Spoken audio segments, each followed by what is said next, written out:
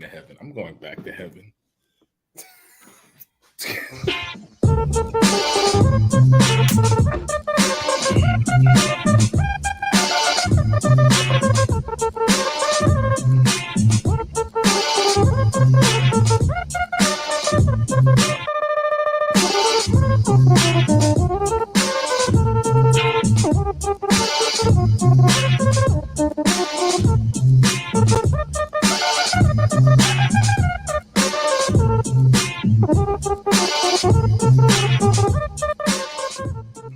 It is 9:30 on a Thursday night, and you are tuned in to Beltway Radio and Beyond, which can mean one and only thing.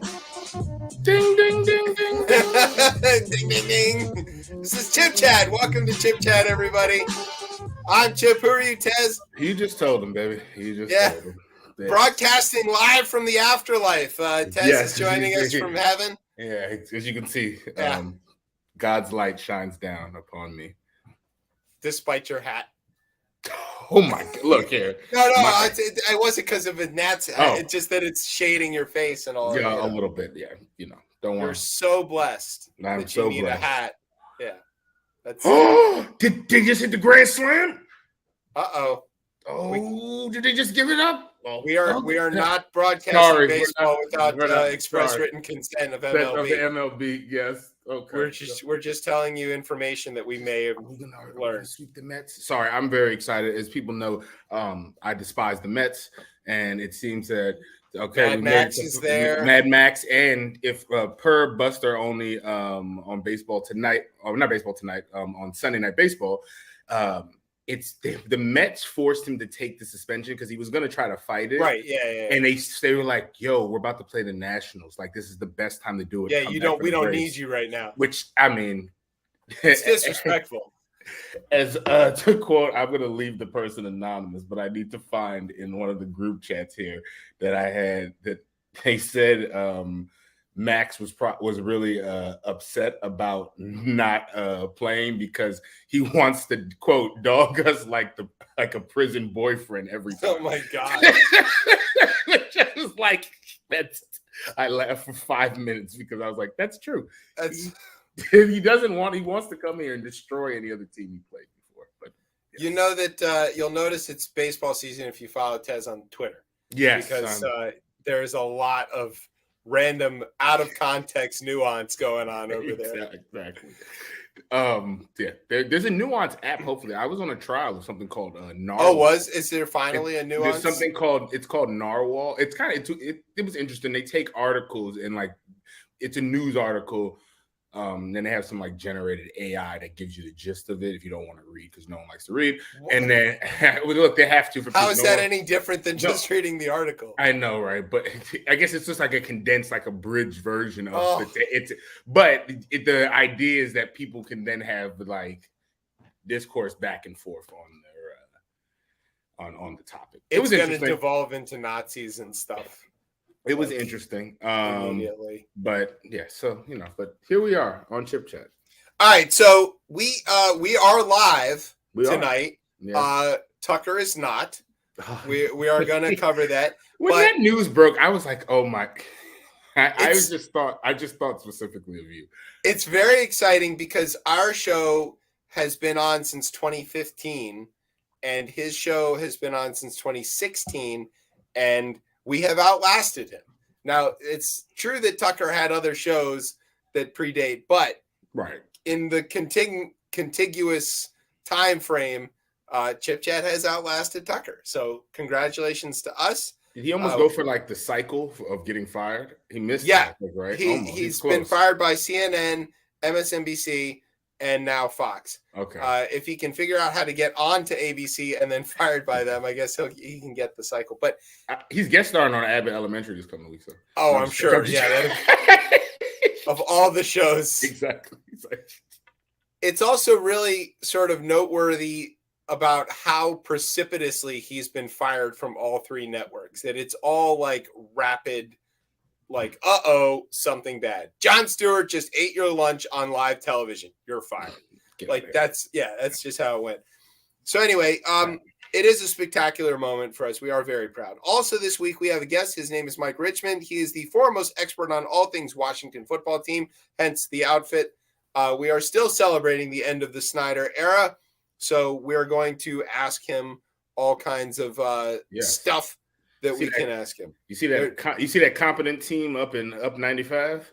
Yeah, they look super competent at the moment. The competent team of 95. We may need to ask Brian about that. Yeah, they're very confident. That's what I'll say. That's a proper run organization. Okay. Also, there's some other stuff. Japan tried to land something on the moon, and there's a whole segment about beer, which is a thing we do know a lot about. Yes. And bunch of other stuff. One of my favorite beers too. Yeah, I'm a fan. I really enjoy that. There's a place that gives a little pony of that. Yeah, and a shot. Yeah, delicious. The Pug. Yeah. Oh, yes, that is true as well. Yes. Yeah, the Pug down on H Street. I don't know if they get the pony. I think it's a full size High Life. Full, yeah. Yeah, full in a shot for like $5 or something like that. Hopefully, inflation's out here, so Yeah. You never know. It's still High Life, I know, right? It's immune to inflation. It's I was going to say it came right here. Water. It's like the Dogecoin of beer. Oh my God! Careful. That ends up being a thing. Elon tried it. His dad outed him. It was pretty funny. Okay, so do you have a word? Do I have a word? Yes. Okay. I've got a word. Let's see if it works. So sit back, grab some Jesus. It's rocket time. You're listening to the best show, the only show, Chip Chat on Beltway Radio and beyond. Swips.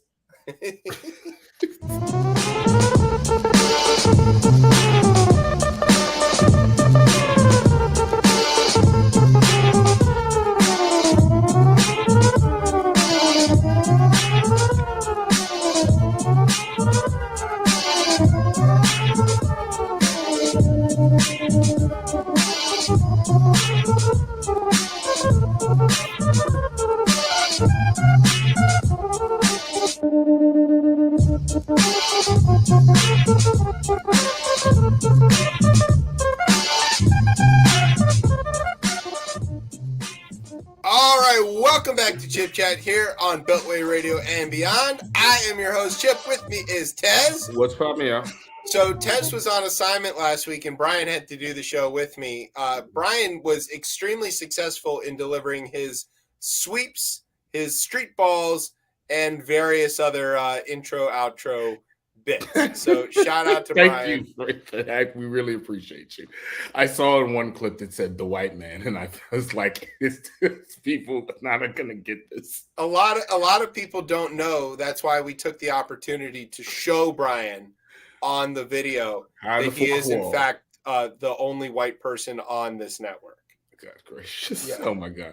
Also, too, just like I know my word was Jesus. How did Jesus start getting all these commercials? That's been a weird thing where there's been this effort. The Jesus lobby?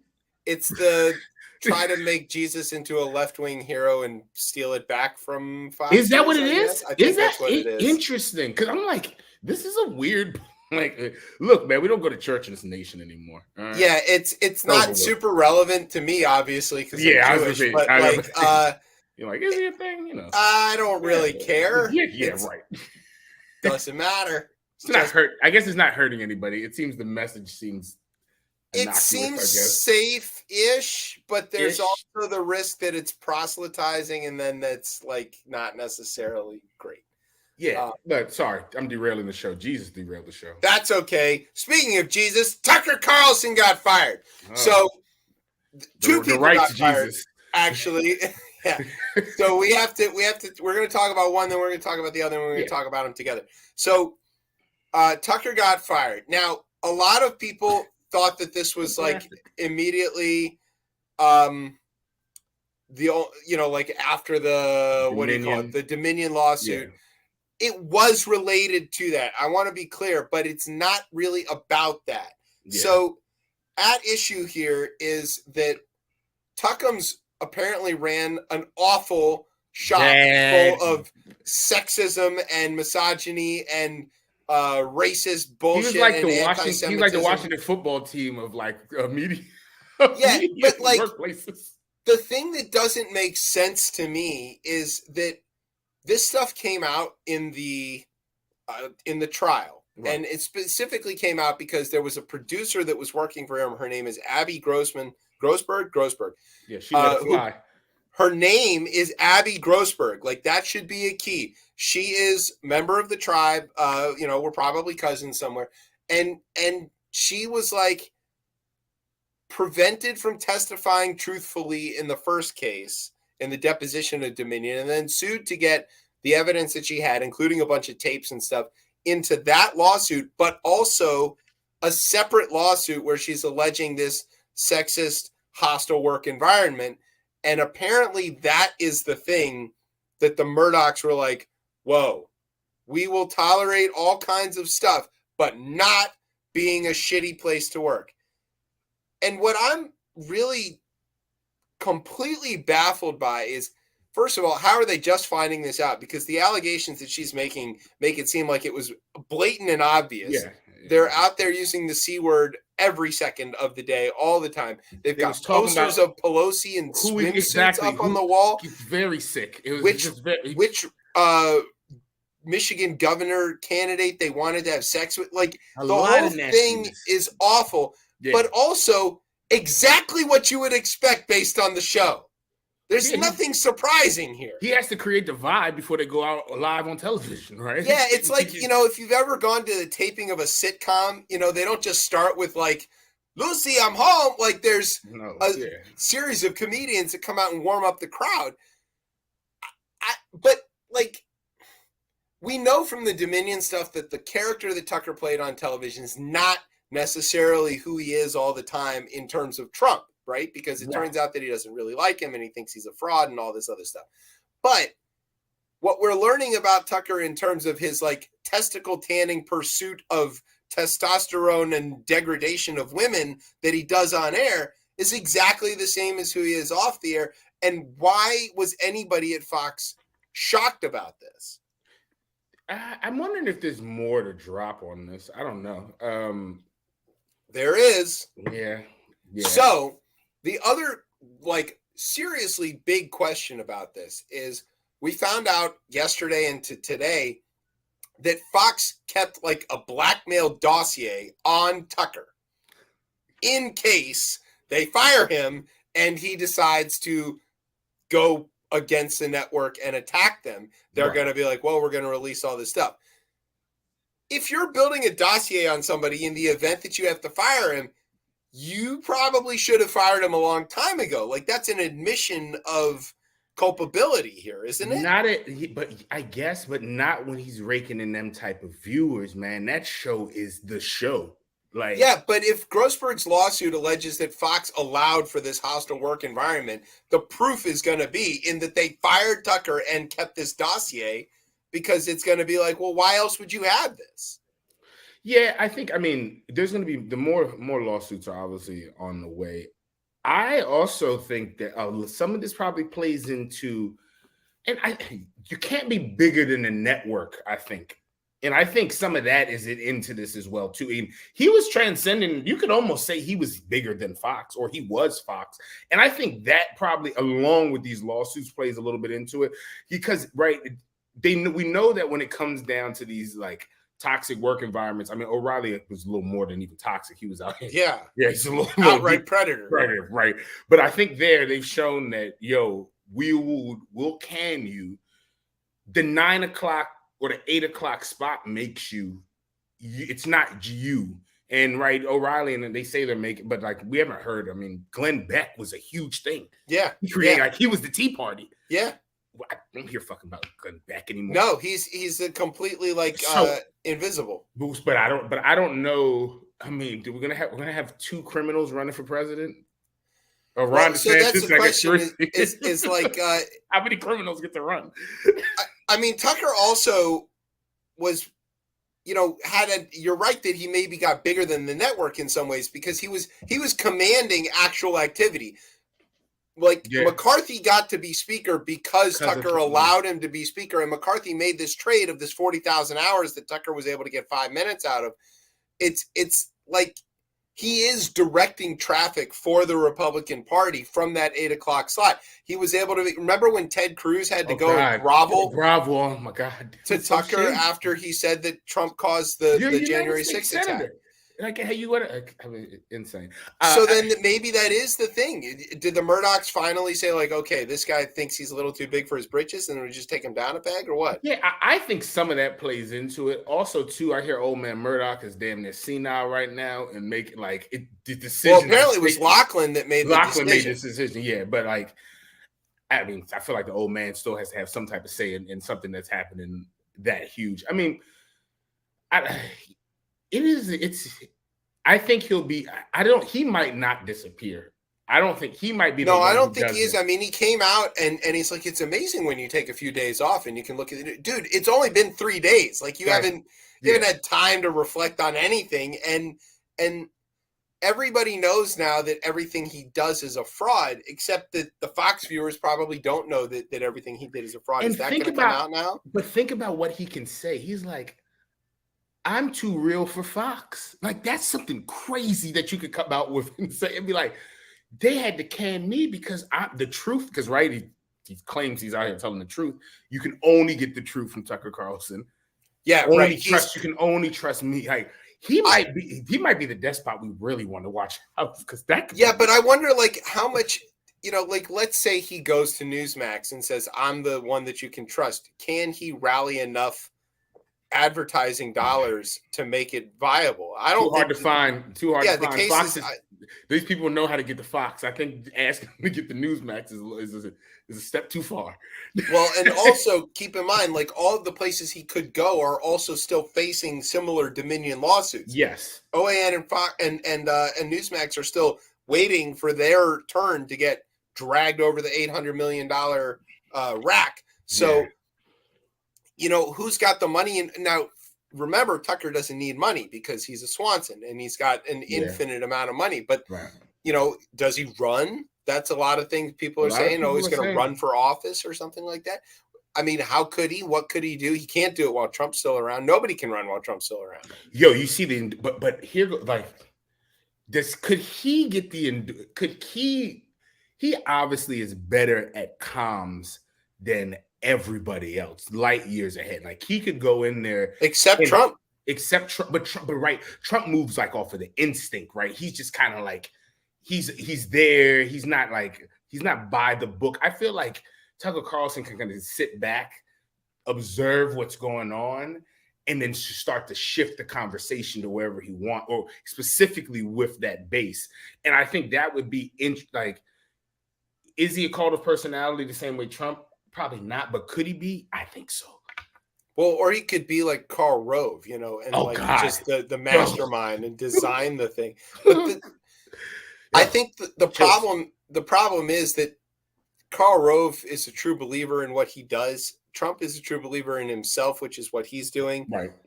Tucker is shown to be completely squishy. There is nothing that he truly believes in at all. Maybe not even himself. I mean, it's not even clear really what Tucker's core beliefs are. Right. It seems pretty malleable to the situation.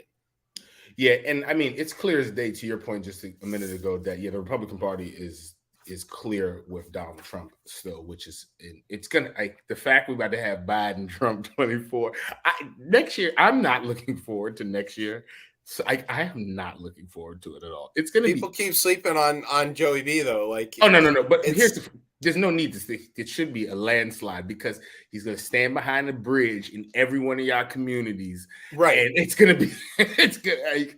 I mean, the chances are that we're going to end up with a very low turnout election, which could give Trump a chance because if you've got two sort of unpopular figures running, but the problem is that Trump is so unpopular with the general voters, and he's so goddamn popular with the Republican voters. He's created this trap for them that they can't seem to figure out how to get out of, short of a lightning strike. Pence, was at the grand jury today. Testifying and is there for all day. Who knows what he said? Who knows what's going to happen? But even if they do indict him and throw him under the jail, for the people who vote that way, it doesn't matter. They're still going to be on the ballot. Yeah, it doesn't matter.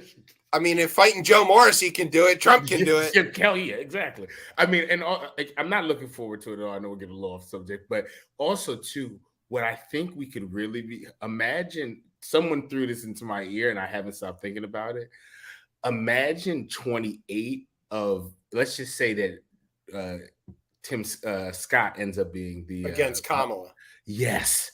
We have a black choice and a black choice, and one of them hates black people. And that was the response of someone. I said, "Well, is that equality?" And we sat in for a little silence, and then they were like, "It would be if the black guy wasn't trying to disenfranchise his own people." Yeah, but I think a matchup between Kamala and Scott would be kind of funny, especially if Harris wins the black vote by an absolute landslide. If she wins, 90% or something like that, it would just prove that Tim Scott is not invited to the cookout. I mean, he's done. That would be Speaking of black guys not invited to cookouts anymore, Don Lemon. Big Don. So he got fired from CNN basically the same day that Tucker got fired from Fox. And for pretty similar reasons, actually. He had a hostile work environment, and he was wilding out. And he was mean to women. And okay, so here's what happens. Lemon gets fired. Everybody's asking, well, why did he get fired? And it's like, well, because he was treating women like shit. He hates women. And then somebody said, well, he's gay. And I'm like, right. And they go, so it's implied that he hates women, right? And I'm like, no, that's not how that works. It doesn't have to be that.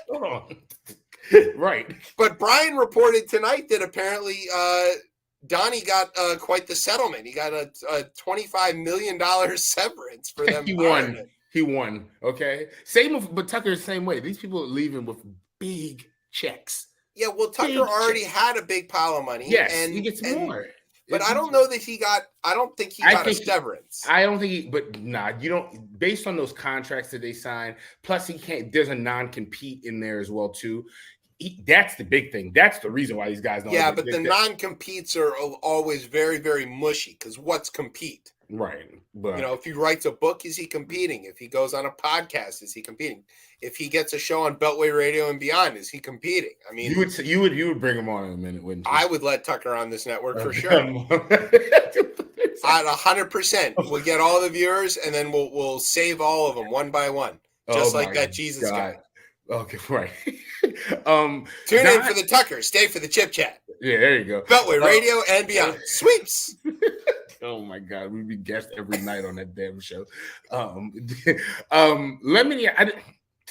Yeah, man, you got these wild ass work environments, and you're gonna take the L. I think what's kind of crazy.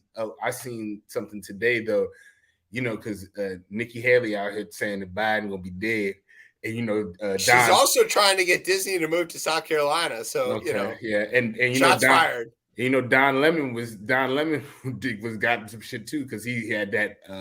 Wasn't it about the past your prime? Yeah, where he got Nikki Haley past her prime because she's okay.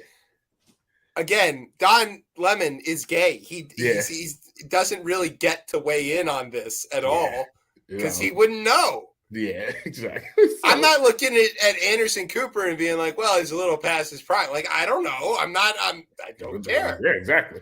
I don't know. It's it was like Media Black Monday. Felt like only half black. Well, half Black Monday, yeah.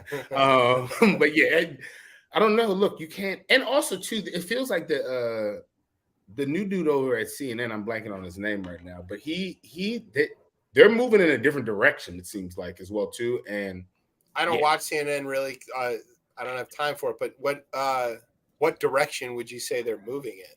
I think they want to have more both sides kind of like because it didn't back to that day. It seems Crossfire to be or whatever. Exactly. Yeah, it seems to be that's where they moved to. I don't really watch CNN either, but that's what from reading on certain things, that's what I've seen. So I don't know. Do you think Don Lemon is gonna return to television in some fashion, or is he just gonna take his big pile of money and write books and do guest appearances and just never show up again? I'd say the latter, but I mean, also too, I think you got a presidential election that's coming up, and like you can't keep. Can you keep these folks away from like what they want to? They want their. I feel like TV, right, is a little bit of the vanity business, right? And I think that folks who are on TV like to be on TV and like to be seen, and yeah. I mean, we like to be on radio. I understand that, but yeah. What I'm wondering is like, what is it that Don Lemon does that can't be done by somebody else who's equally as qualified? No, and it's these spots. I think, like, again, these, like, depending on what time slot that you're in, I feel like that's what makes you like the network. None of these folks are bigger than these networks, and these networks will let you know that each time. Don Lemon definitely. I mean, Tucker Carlson ain't bigger than Fox. Don Lemon ain't bigger than CNN. Oh yeah, for sure. I mean, but I think it's also worth pointing out that many of the shows are bigger than Beltway Radio. Oh my God! Look here, we have some bright stars here on the network. Usually we got 3 people listening and 4 if we have a guest. Yeah, that's great. We'll take it. All right. Speaking of those numbers, here's what we're going to do. We're going to take a break. When we come back, we are going to have a whole new segment, which is, a special edition of a segment. We do a lot of special editions here on the show. A lot of special editions. So we're gonna come back with this extra special edition. You're listening to Chip Chat on Beltway Radio and beyond. Swoops.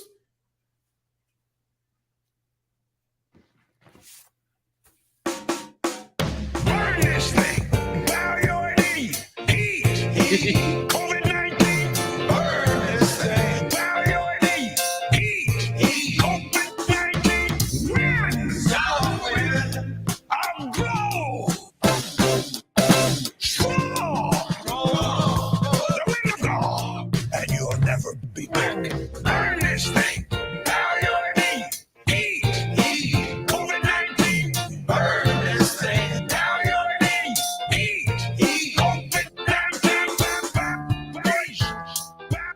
I'm covered in Jesus' blood. I'm covered in Jesus' flesh. I'm covered in Jesus' blood. I'm covered in Jesus' flesh. Burn this thing. Burn this thing. Jesus. Burn this thing. Burn. You fall on your face. Now, in the name of you're destroyed forever. I warn you. The wind of God. And you'll never be back. Burn this thing. Bow your knee. Heat. COVID-19. Burn this thing. Bow your knee. Heat. COVID-19. Burn this thing. Bow your knee. Heat. COVID-19. Burn this thing. Bow your knee. Heat.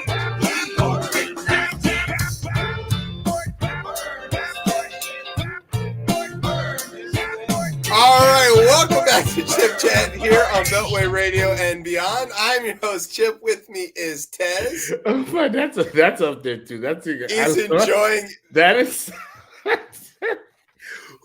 I was thinking during this. I was like, "Who does he?" I'm sorry, let me collect myself.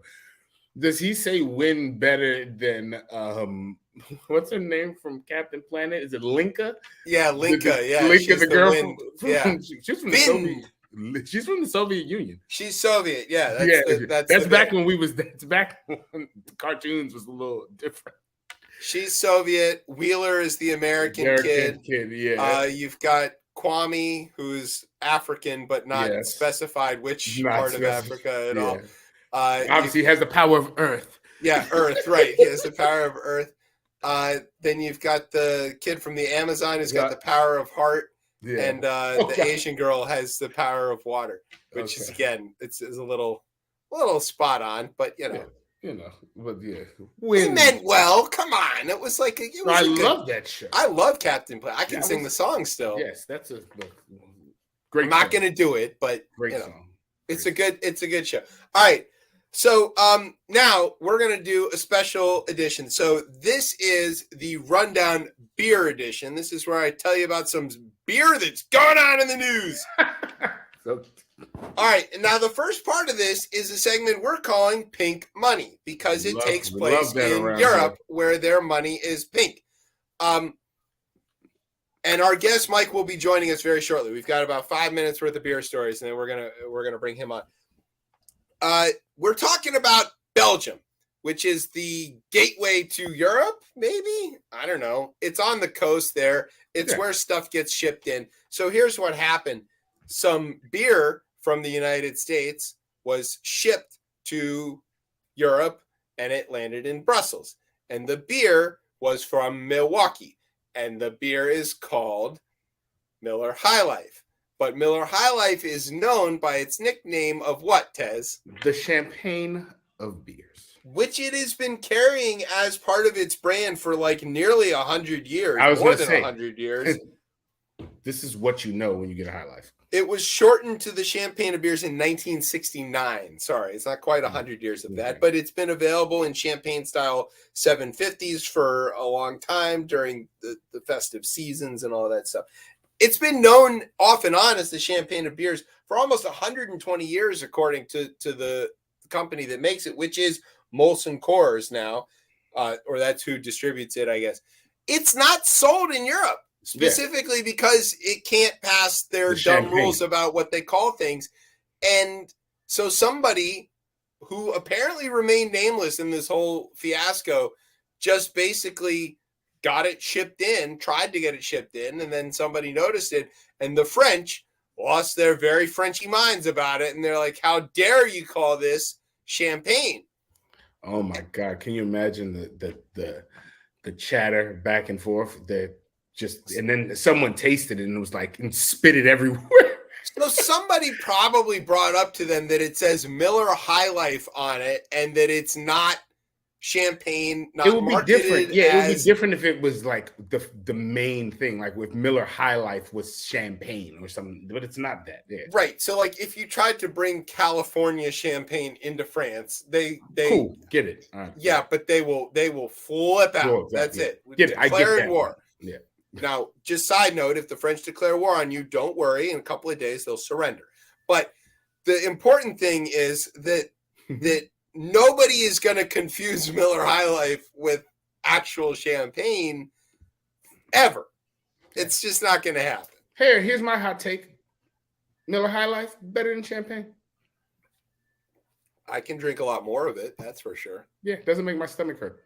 Yeah, champagne gives you a wicked hangover. Miller High Life, still drunk, no hangover. Yeah, so there you go. That's the winner.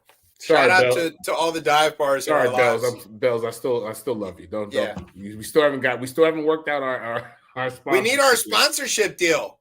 But puts the slur in. I'm never gonna take it. It adds the slur. It's so good. It's so good. It's so good. But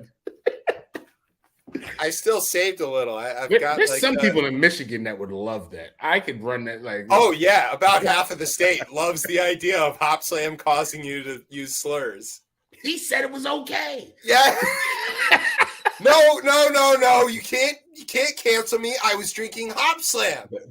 It makes you slur. I'm not racist. It's the beer. And then they go.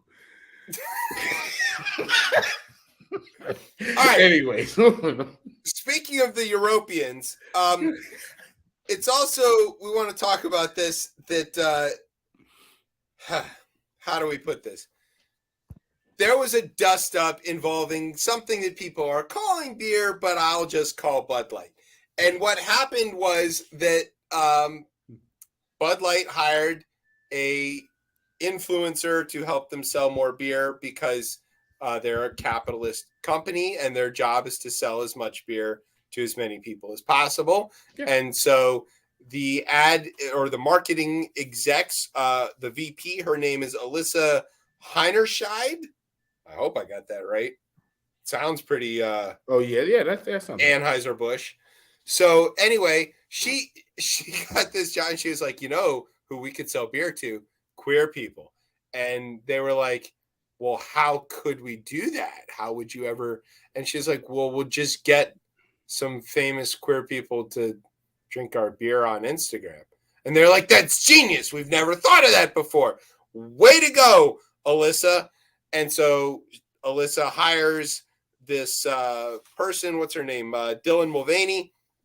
she drinks the beer, and they start selling beer to queer people. And then all of the right wing loses their mind, and they start shooting at the beer and loudly declaring that they never liked Bud Light and they're going to boycott Anheuser-Busch. That's a damn lie. Okay, and they're boycotting Anheuser-Busch and they're switching to Busch Light because they don't know how anything works. What? And how? Okay. Yeah, I don't know. There was a lot of it. Let him do it. Dan Crenshaw posted this picture of him like showing his fridge full of a different Anheuser-Busch product where he said that he was not going to drink Anheuser products anymore. Nobody could see when that happens. He couldn't see from the left side of the fridge what was coming. Never mind. Anyway, Alyssa, the VP who came up with this idea, she got fired. She did, in fact, get fired. Anheuser-Busch was like, nope, you got to go. You caused all this controversy. You brought us into the culture wars. Yeah, but, So dumb. Like, do we not? I thought... They already have Pride stuff on their website. Exactly. It's not like she invented this. I mean, but, at this point, it's just one of those things where heads have to roll in order to try to restore it. But it doesn't matter. And also too, I thought we were beyond this. Like, people do a lot like that. She didn't even do anything wrong. People do a lot more shameful things and continue doing what they continue into their job. The most capitalist thing you can possibly do is expand your market and sell more product. That is capitalism. Dumbfounded. I don't know why. You're stupid.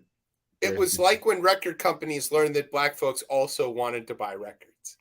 They're like, whoa, we should sell records they want to buy. And then they're like, what? How would they know what to buy? Well, hear me out on this. We should record what they're listening to. I know. That's why we pay you, Mike. Yeah, right. Brilliant VP. Anyway, that's our rundown beer edition. We have somehow made this show even worse. Since you shouted out Bells, I'm going to shout out our local. Here's Port City. I've got the Panda Haze, which is very, very tasty. It is tasty. It's very DC, right? Yeah. Because we've had pandas since Nixon brought them back. Except these are better pandas because the Nixon pandas didn't make any new pandas, and these pandas make much more pandas. Yeah. So they're very effective pandas. Also, great at capitalism despite being Chinese. So, okay. Well, I mean, they're pretty good at it too. Just saying. Just saying. Okay, here's what we're going to do. We're going to take a very short break. When we come back, we are going to talk to the man who is the actual reason we're doing the show this week, who happens to know everything about the football team that I still love and that Tez has successfully quit several times, despite the fact that he occasionally unquits it. Yeah, I like to talk about it. I like to talk sports. He enjoys it. Fans. Yes. So we will be right back to talk to Mike Richmond. You are listening to Chip Chat on Beltway Radio and beyond. Sweeps.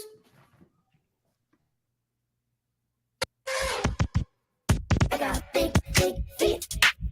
Big feet. I got big feet. You a Dumbo, I'm the elephant in the room, about to blow like an elephant in the room. Now that's a hell of a visual, what you gonna do? Wise guy don't imitate the elephant in the room. Elephant in the room. Elephant in the room. Wise guy don't imitate the elephant in the room. Elephant in the room.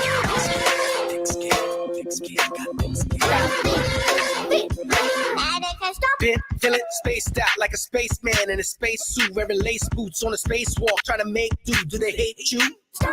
You a good girl on a bad date with an old dude with a bad breath and some cold food. In a room of rednecks, love it soul food, playing Old Town Road, saying damn, that's so shocking, electrified, so old it's petrified. If you feel it, the truth kills and the blood spills as if you die. Try to fake a smile in an awkward elevator ride, and they're looking in your eye like there's something in your eye. Hey bro, I think there's something in your eye. Stand out like a sore thumb, like a black man in Pakistan in a fit by dapper head, showing off what it is you're lacking in. So hot, you better pack the thing. You a Dumbo, I'm the elephant in the room, about to blow like an elephant in the room. Now that's a hell of a visual, what you gonna do?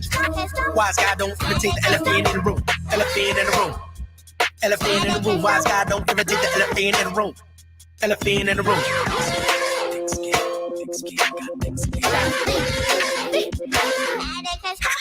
I'm like Axl Rose meets Axl Foley. Go ask an oldie, go ask the Omi, or pass the Tony. Yeah, pass the toss so we can pass the Stony. Blast the phony, blast me his glasses, shatter on me. Don't matter, homie. Moving on like an ass to bony. Ask for matrimony, why she asking for me? Why she gassed up on me? Maybe she don't know I'm a bastard, homie. Hair for the hills like the master on me. All right, welcome back to Chip Chat here on Beltway Radio and beyond. I am your host, Chip. With me is Tez. What's poppin'? Is that our buddy Roger? That is our buddy Roger. That sounds like him. I really like the line about no, never mind. I'm not going to say it, which thing I like about it. Yes, but right. so No. That's good. Good I record. mean, no, it was funny. Some like I don't know. I think they do like hip hop. Maybe out of I don't know. Like they cover hip hop. Someone tweeted like some of his old stuff the other day, and I was like, "Yo!" And he still got bars. Yeah, like out there. I was like, he's still out there. He's still out there. So And successfully almost burned down Toronto. Shout out to Roger and his hockey team. At last I looked, they were up 3-1 in the series against the Bolts. I am personally not a fan of either the Leafs or the Bolts, but for personal reasons, I kind of want Tampa to win that, which it looks like they did win tonight. So they brought the series to a game 6. And so that sucks for one Mr. Richard Chin, who does not get to spend today gloating that the Leafs are through and the Caps are not yet. oh, okay. Yet. That may happen. Anyway, okay. Mike Richmond is an unofficial historian of all things Washington football team and knows a ton of details about this stuff. The end of the Snyder era is nearly upon us, and we wanted to take a look back and see what we have learned over the years and talk to Mike about all kinds of stuff about football. So, Mike, welcome to Chip Chat. Great to be here. Thank you for having me on the show. There he is. Hey. Okay, so great hat, almost as cool as mine. This guy is insane. I had to choose, which I've got like various eras of hats, and I thought about getting the my script R out, but I didn't because it's buried under several other hats. So anyway, let's just jump right into the history aspect of this because I do want to know. You probably know this. I think I remember it, but I'm pretty sure I got it wrong. What year did Danny buy the team, and how much did he pay for it when he bought the team? He bought it in 1999. I got that right. Prior to the 99 season, and he paid $800 million for it. $800 million. I got that wrong. I thought it was $600 million, but okay. So he wasn't the primary bidder initially. Okay. There was another ownership group. Dan Snyder was a minority partner with that group. The guy who was the lead on that was actually the owner at the time of the New York Islanders. Oh, okay. And the NFL owners apparently didn't think he had enough equity to finance the team. And so that's why Snyder stepped to the forefront. He took over the majority bidding on that. And that's how he became the majority owner. And he sold his boat, right? There's some story about selling a boat to get this, although he I has a new boat. Honestly, I don't know anything about that. Mike, I don't know that. Right, we're going into reckless speculation there. But Mike, we're going to get to some reckless speculation. Don't worry. Mike, one question I had as well too before you dive too deep. What did the process look like with like the Jack Kent Cooke estate, like, and how the sale even gets there? Like, were they just kind of like, yo, like the old man's gone, we're done with this, or? I believe Jack Kent Cooke left it to his foundation. Okay. And John Kent Cooke, his son, who was actually running the team at the time, did not have enough through the foundation to bid for the team. I think his bid was like in the 500s. From what I remember, there was some requirement that it sell to the highest bidder to raise the most money for the foundation or something like that. That's sort of correct. Yes. The bid that John Kent Cooke submitted was like in the 500 millions, or it was way below what the ownership, the Islanders owner, what he was bidding, and then what Snyder bid. So John Kent Cooke was out of the picture at that point, but he was running the daily operations of the team from the time that his father had passed away in 1997. That was basically his team. Yeah, he ran the team for a couple of years, right? Yeah, he ran it for a few years, and actually, this is ironic, but in the first season that Snyder owned the team, first official season, 1999, they had their best year under Snyder. 19. Yeah, and Schottenheimer was the coach, right? And then he fired him the next year. Schottenheimer wasn't the coach yet. Oh, okay. He came North on Turner. after. North Oh, Turner it was still a North. coach. That's right. Yeah. North Turner had been hired to replace Joe Gibbs. To replace Richie Pettibone. He came on in the 94 season. So North Turner was still the coach, and they finished 10-6 that year, and they made the second round of the playoffs. They won the NFC East, and they made the second round of the playoffs. That was the absolute best year under Snyder. That was his very first season. And that's all been downhill since. Pretty much it's been a gradual and sometimes precipitous downhill movement under Schneider. Yes. 2012 was magic. Yeah. 2012 was a really cool season under RG3. That was, look. It wasn't just RG because Morris went for 1,000 yards, RG went for 1,000 yards, and Cousins was, serviceable. It was a weird thing that happened. Well, Cousins had that great game that beating the Baltimore Ravens toward the end of the season. That was just a miraculous finish. I think the Redskins trailed by 8 late in the game, and they scored a touchdown. I think Pierre Garçon caught the TD pass, and then Cousins threw the 2-point conversion, and then they had the long punt return in overtime in the overtime period, and then they won on a field goal. So that was beating the Ravens. I have to say, I'm sorry. No, that's Ravens great. Fan, so beating the Ravens that day was sweet. Hey, someone fine. who's not on camera is very upset. Anytime we can take a shot at the Ravens and make Brian sad, that makes us happy. Brian, there he is. Oh no, he's got opinions. I know my buddy Brian is a Ravens fan as well. Yes. He and I have gone at it over the years. Yes. Keep this in mind. That year, the Ravens went to the Super Bowl. And they won the Super Bowl, yes. And won it. They had in the NFL what you want. They had a very hot finish toward the end.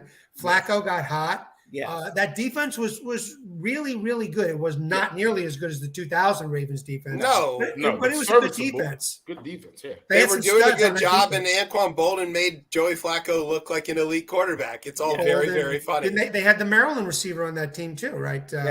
Torrey Smith. Yeah, right. Yes. He had a great year, and the running back who subsequently gotten had problems later. Ray Rice had a great year. Well, Brian and I, between him and Lewis, you wonder if maybe the Ravens were really the Raiders, but that's a whole nother question. Okay.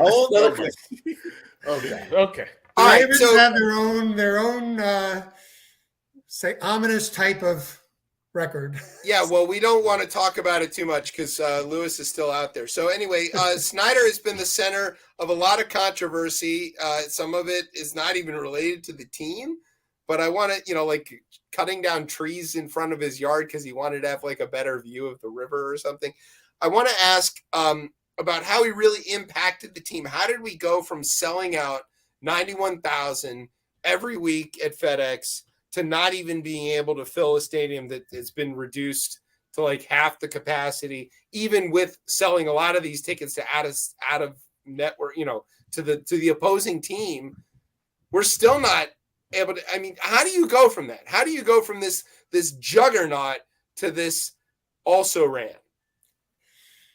It's been kind of a snowball effect since Snyder purchased the team. I mean, he's made some really egregious errors. I would say that actually 2 of his worst mistakes came very early in his ownership tenure, charging fans to attend training camp. Yeah. And I would say there were three major errors he made during that early period. Charging the fans to attend training camp, which really gave him a bad name.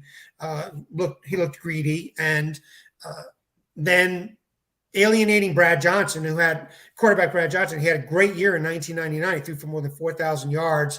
Yeah, I mean, that could have continued. Alienating him by signing Jeff George in that free agent frenzy, the spending spree in the 2000 offseason, and then firing Marty Schottenheimer. I thought that was a terrible, terrible mistake. So it was just one bad decision after another, and then the subsequent sea of mediocrity that has been a byproduct of that.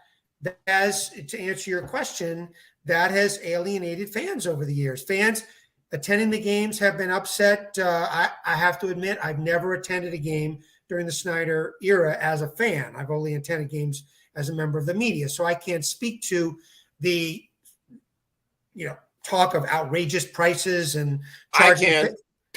I was just like, Okay. go ahead. I can tell you that I had these tickets. I mean, these were good seats. They're on the 50-yard line, section 501 of FedEx. And every year they kept moving down because people were giving up their seats. And I ended up, by the time I quit, I had these like really down at the absolute front row of the upper deck. But the whole fan experience got worse and worse and worse over time. The parking got more expensive. The beers got more expensive. The food started to suck even worse. Well, those are the things that contributed to the alienation of the fans. And then you throw in, which I think is a much greater factor, is the mediocrity and just horrible seasons. I mean, you throw that in. I mean, Snyder, in the 24 years he's owned the team, he has won 43% of his games. I mean, that's nothing to brag about. No. They have 6 playoff appearances and only 2 NFC East titles during that period. So, I mean, it's been that combination. To answer your question, it's been that combination. Fans have been disgruntled over the way they've been treated, and which I personally cannot speak to from personal experiences. But I have seen front and center the just total collapse of the organization. They've had some great years. I mean, when we talked about 2012, I mean, really, I wouldn't call it a great year, but it was a year to remember. And I have to say also, I was not a fan of the RG3 acquisition and the way they went about that. No, I thought that was all garbage. Right. I mean, the Eagles got away with it with Carson Wentz. They traded a number, very high draft picks. I don't know how many ones they traded, but in the case of RG3, I don't think the Redskins had the base to trade what they did. And there was a 2 number 1s and then a number 2, if I'm correct. Yeah. I mean, that was a real setback for them. And then RG3 lasted only 1 year. So that was a terrible error that really set the team back in the coming seasons. It's not just an Snyder move too, though, right? That's what Snyder would do, right? It's not just the RG3 lasted a year. I just want to touch on that point. And when we say this is a Snyder move, that's a Snyder move, yes, possibly he could have had his fingerprints on it. We don't know. I mean, all of that is speculation, and a lot of that we read and seen and heard about through the media is all speculative. Nobody really knows over the years what happened behind closed doors. Yeah, you could say something like, well, Snyder presided over the team during the acquisition of, bringing Albert Haynesworth aboard. That looked like a Snyder offseason Super Bowl move, bring Albert Haynesworth in, best defensive tackle in the game, supposedly, and you're going to win the Super Bowl. Ankle. That seemed like Snyder's way of thinking at the time, and it turned out to be just a terrible, terrible move. In terms of RG3, I don't know. Snyder could have had his fingerprints on it. I don't know. I think one ridiculous story we've heard over the years is that Dwayne Haskins, take him for example, okay? So when the Redskins drafted him in 2018, I believe it was, 18 or 19. So the story basically through the media was, it was a Snyder-led acquisition because Dwayne Haskins played at Bullis Prep in Potomac, and Snyder's son went to Bullis. I don't know. To me, that sounds ridiculous. It's just I can't see that happening. Anybody in their right mind wanting to acquire a NFL quarterback to lead you to the Super Bowl and then basing it on where their son went to high school. Well, I can tell you what happened with Dwayne Haskins, which I will tell you in a second, but because I happen to know the answer to that. But the thing with RG and why there's this story about Shanahan wanting to take him out and RG having this connection with Snyder that he calls up from the sidelines. He calls Danny and says, Danny, Shanny's taking me out of the game. And Danny calls down to Shanny and says, put him back in the game. Speculation, but it does seem like a thing that you're actually the first person I never heard that story before. Really? Okay. I have never heard that RG3 picked up the phone on the sidelines and called up to.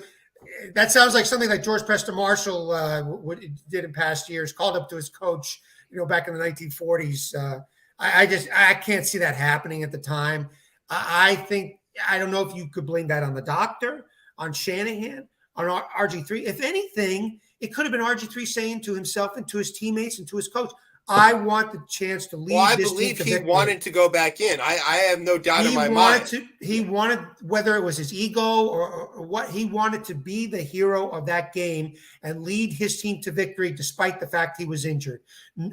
Who really knew the seriousness of the injury at the time, which was worsened later in the game, obviously, when he fumbled by the goal line and totally collapsed. And we saw how bad the injury was at the time. Did the doctor really know in the first half how bad the injury was? I mean, all of that is speculation. Nobody will really know what happened. But in terms of that story, calling up to Snyder from the sidelines, I'm sorry. Doesn't it seem weird, the closeness, the relationship between RG3 and Dan Snyder? Weird.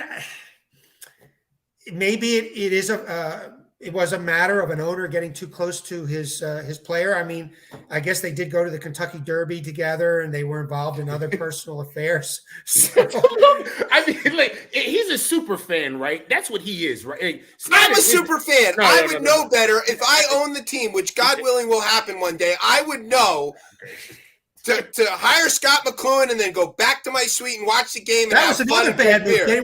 Scott McCloughan, despite his own personal issues, I thought Scott McCloughan made some good personnel moves. Of course he did. He's the right guy for the job. So, like, I would know to stay the hell away from managing the team and just go enjoy being a fan and, like, you know, live my life the way I've been living it and just also get the money. But here's the thing. You want to know what happened to Dwayne Haskins? I have an inside scoop on this. So Dwayne Haskins is a local kid. He's an all-star talent, absolutely one of the best in the country, no question about it. Smart, effective quarterback, by all accounts, great student, great kid. Everybody likes him. Okay, then he goes to Ohio. And when you go to Ohio, bad stuff happens because Ohio is the worst place on the planet.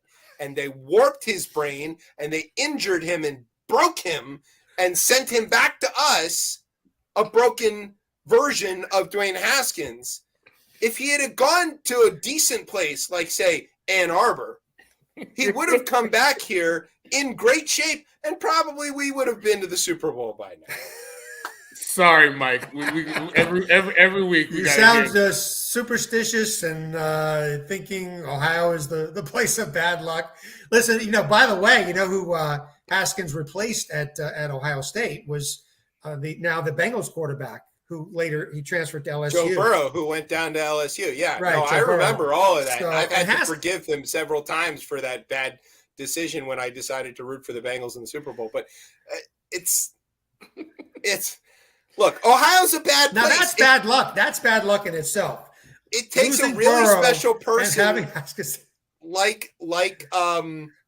like Chase Young, for example, who is even more special than Dwayne Haskins, that he was able to leave DC, go to Ohio, survive his time in Ohio, and come back still with his head screwed on straight and still able to keep his marbles. That's impressive, I gotta say.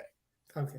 By the way, I'm hoping that Chase Young has a breakout or another breakout year in this coming season. You know, by the way, the Redskins didn't pick up his fifth-year option, right, I saw that, yeah. So he's got to have a great year this year. You better hurry up. I hope he's during the course of the season, if it's possible, or even like right after the season, if he has a great year, that Washington does re-sign him. I love Chase Young. I actually think in the 3 games he played in last year, he looked pretty good. I mean, somebody coming off that horrific type of knee injury. Yeah, I'm a fan. I do like him. So look, I can redeem Ohio people. You know, like, never mind. Too far down that rabbit hole. So, Mike, speaking of Snyder and the fan experience, do you remember the thing about the paying, having to hire these Metro buses to cross the street? Do you remember that?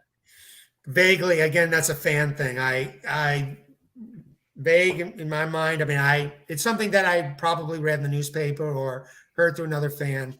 All right, well, we'll skip that then. Mike, all right, Mike. Well, here's what you, is in covering the team. Like, what's your top 3? What's your top 3 moments? We'll go 3, 2, 1. What's the top 3 moments of covering the team? That's a very good question. Personally, I'd have to say the late run in 2005. Okay. They won their last 5 regular season games. Yep. I mean, they looked like they were out of it. I believe they were That's a 5 good and one. 6 at one point. They won the last 5 games, finishing 10 and 6 that year, and then going to the second round of the playoffs. That run was really, really nice to watch. It was, I remember the win over, I believe it was the win over Dallas, which was around Christmas time, or it may have been a win over the Giants the following week, which that may have been around Christmas time. One of the players dressed up in the locker room as Santa Claus, and he actually called himself Santana Claus. Yes. Santana Moss. Oh God, I forgot all about Santana that. Moss had a great game against the Giants that day. He also had a great game the previous week against the Cowboys, and so did Cooley. But that run was number one, I'd say. That was a great cohort, when it was like Portis and Moss and Cooley, and there was so much potential there. I really enjoyed that time of the players. Did we lose? We lost that trade though. I'm saying we again. Oh my God! Yes, the Washington football team lost that trade with the Champ Bailey and letting him go there, right? Because I guess you could say that. I mean, a Hall of Fame cornerback, and cornerbacks are really good. Cornerbacks are hard to come by in the NFL. They got Clinton Portis. Portis was good. Portis was really good. I thought where Washington lost federal inmate 1, 2, 3, 4, 5, 6 at the moment, but yeah. What's that? Portis is in federal prison or was convicted. Yes, okay. Which again is stupid because he made millions of dollars. He did not need to steal $500,000 to do God knows what from old people in Florida. Right. Bad move, Coach Shakes. I know he did something fraudulent. But I mean, Portis had some great years, 1,000-yard seasons. 2008, I believe he had like a 1,400-yard season. Yeah. He set the all-time single-season Redskins rushing record. But where Washington lost in that trade, I believe, is they included a second-round pick to Denver, Denver drafted a really good running back. I forgot his name, but he was a good running back in Terrell Davis. No, it was not Terrell Davis. There was another good running back they drafted around that time. God, who is? Yes, you're complete. I'm blanking on who that was on that. Damn. But Tim Tebow. Oh God, he should have been. He's better running back than quarterback. But anyway, that's a different. I'd also say, in answer to your question, Tez, 2012 was really sweet as well. I mean, that was another late season run under RG3, and that was a season. I mean, Robert Griffin. I mean, defenses were not ready for what the schemes that the Shanahans devised for Robert Griffin. If he hadn't had that injury in the playoffs, first of all, he had the injury, in the regular season. Then he aggravated. Behemoth in Baltimore destroyed him. I forgot. Yeah. Who was he? That what was Ed Reed that hit? No, it was the big guy on the line. It was what is his name? Samoan guy. Oh, there we go. That's there. I was waiting for you, Brian. There it is. Mr. Hall of Famer. Now look at him smiling at this. That he destroyed his knee. Right. Yeah. That was an RG3. That was a reckless run, you could say. Yeah, that was RG3 being RG3. I mean, he had the mobility, but he would just give his body up, and I think that obviously hurt him in the end, literally and figuratively. Yeah, it's true. But yeah, that 2012 run was really nice. And I would also say, to add top 3 package, I'd say the 99 season, that run toward the end, or the ability to win the NFC East that year and then go to the second round of the playoffs. That was really, really nice. And players from that team will tell you today that if they hadn't done that free agent spending spree in the 2000 offseason, bring in Deion Sanders and Bruce Smith and Jeff George and Mark Carrier, disrupting the chemistry on the team, that team probably would have continued with the motivation and momentum it had and continued on in ensuing seasons and done really well. So this is one of the things that I people are like, why don't you like Neon Deion? I'm like, this is one of the reasons why. Like, he came in, I'm wearing the Sean Taylor 21 that he had to wear the 36 because freaking Deion was it. Like, why? People are like, oh, he's great. He's okay. That's fine. Now people are like, oh, he's an old man and he's a coach and they like him. Tread lightly what he did. Deion Sanders, he was a shithead. But he's an incredible corner. He's an incredible athlete, an incredible corner, an incredible baseball player too. No question about that. but like he was bad for the team. He was, but Tim McCarver didn't like him. No. I mean, it was that not that felt that season though also felt like what we would call the quote unquote Snyder move. It felt like the that fan, I think Yeah, buy had Bruce Snyder's Smith for $1 million. fingerprints on it. Yeah, didn't he have Dana Stubblefield too? Yeah, They had he was already on the roster. Oh, he was on the roster roster from the '99. Actually, they had really good defensive line. They had Dana Stubblefield, previously the NFL Defensive Player of the Year, and they had Dan Wilkinson. That's who it was. Right, and they had Champ Wilkinson. Daly, who really came on that season. I think wasn't he NFL Rookie of the Year and maybe NFC Rookie of the Year? Yeah. Daryl Green taught Champ Daly how to be a better player. Yeah. I interviewed Daryl Green in that preseason about Champ Bailey, and I remember Daryl Green said, "Hey, the kid's pretty smart," in reference to Champ Bailey. Yeah, he said that. I mean, he really thought highly of him. And Champ Bailey came on that year. Sam Shade, who was a pretty good safety. But the offense was good too. They had Brad Johnson at quarterback. They had decent offensive line. They had Larry Centers, running back, back, who they got. He was really good. Michael Westbrook, receiver. Yes. Albert Connell, another really good receiver. Pre-injury Michael Westbrook, former Colorado great who defeated Michigan in that Hail Mary catch that I'll probably never forgive him for. Right. I watched a little bit of the 30 for 30, by the way, on that Colorado team just a few days ago. Yeah. But who Michael Colorado? What's that? I have a lot of feeling. Shut up. We're not talking about Deion. But Michael Westbrook had a really good year in '99. What I'm saying is they had the nucleus of a really solid team to go on in the ensuing years, and probably maybe they could have advanced in 2000. But if you ask players from that '99 team about those acquisitions in the offseason, they'll say that disrupted the chemistry on the team, and but I think they had the makings of a good team in later years. And actually, the Charlie Casserly orchestrated that '99 team. I mean, he was the lead GM before Snyder fired him, and prior to the '99 season starting. And Snyder said in later years that he fired the wrong guy. He fired. He should have fired Norv Turner at the time instead of Casserly, but that's neither here nor there. I don't know what's right or wrong. You can't say. We understand. Yeah, all right, we want to take a break, but before we go to break, and we will bring you back because I got a whole bunch more questions, but I have one more important question to ask, which is there is this story about the song and the lyrics of the song and the ownership of the song being how the Cowboys entered the league, essentially, that there was, somebody owned the rights, or they bought the rights from the band leader and forced Marshall to allow the Cowboys in. So I want to know, did the band as it stands now, which is a diminished band, it is not, the band that we're all used to, did they play a part in the sale this time in the same way that the Cowboys? Is there some deal where we're going to get the band back together? I do not know. Wait, you were asking a couple questions there. So about the song, you want to know about the song? Well, I know that story about how the band leader sold the rights to the song to the guys who wanted to make the Cowboys, and they told Marshall that if he ever wanted to play his song again, they'd have to pay. Right. His wife wrote the lyrics, and it's a blah blah blah. The president of the Cowboys, I think his name was Clint Murchison. Yeah, he said he somehow gained the rights to that song through Breeskin, who I think was the band leader at the Shore Motel. He wrote the music.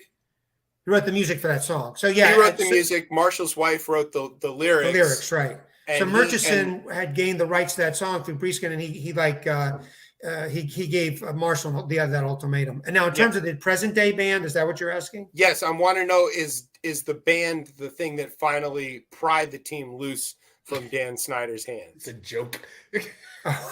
I guess this is a joke. Sorry, Mike. Look, this is a comedy show. That's why I'm laughing. I guess so. Loosely, nominally. I don't know. It was a comedy. You're stretching it. Thank you so much. That is the question you asked. So it's a good question. I want to know if the band turned out to save us from Dan Snyder. Wouldn't that be a great story? Yeah. I mean, no. The thing I'm trying to caution everybody, and including you, Chip, about Dan Snyder. First of all, by the way, deal has not gone officially. I through, know. as you know, It's it true. has not been signed off on by the NFL.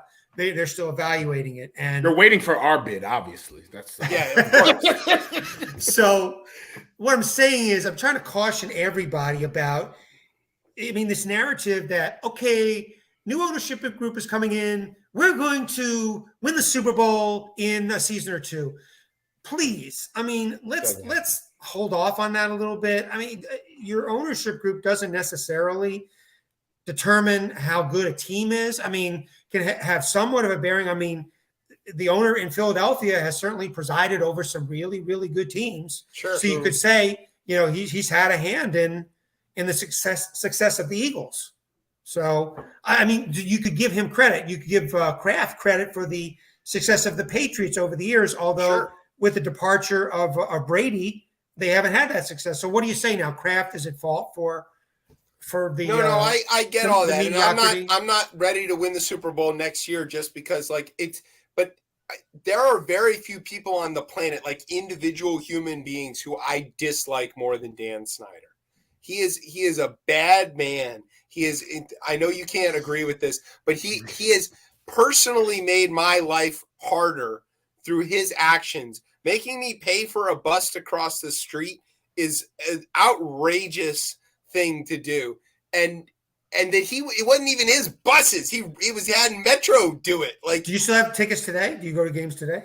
I gave them up. I'm not going anymore. But I'm going to show you some stuff when we get back on. Because I don't think he does. I doubt that he does that anymore. Oh no. He undid that. What happened was he convinced Prince George's County Council to pass an ordinance making it illegal to have a pedestrian walkway that crossed a street that was 4 lanes wide with a divided median, which is exactly what the street from the Metro stop at Garrett Morgan to the stadium is. And so then he worked it out so that people could pay him $5 to ride a Metro bus specifically set up for game days from the station across the street to the other side of the street. And then you could walk the rest of the way to the stadium.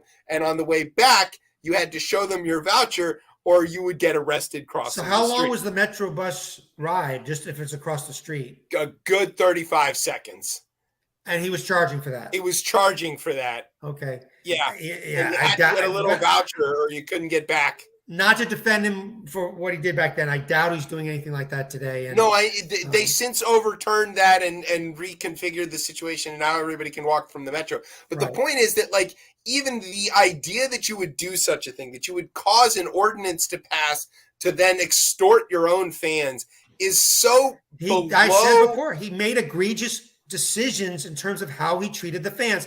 The very first one was charging the fans for training camp, and then there was just one after another. They mounted, and it was just really, really bad business decisions on his part. That is what in large part influenced the alienation of the fans. Then of course you have the mediocrity on the field. I mean, the fact that they have not been able to generate any momentum over consecutive seasons. And it's not just the problems on the field. It's the problems in the front office. It's these sex scandals. It's these abuse scandals. It's this stuff with the cheerleaders. It's just cascade after cascade of stuff. And whether it was other people doing it, it's all under his watch. And ultimately the buck stops there. So like what Dan Snyder has done to a team that really has pulled me through in really dark parts of my life.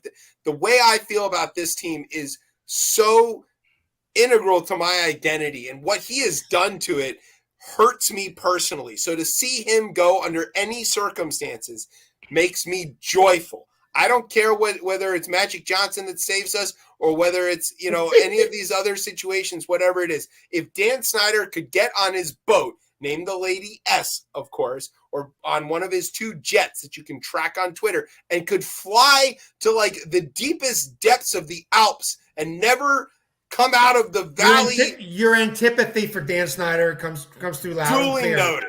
Yes.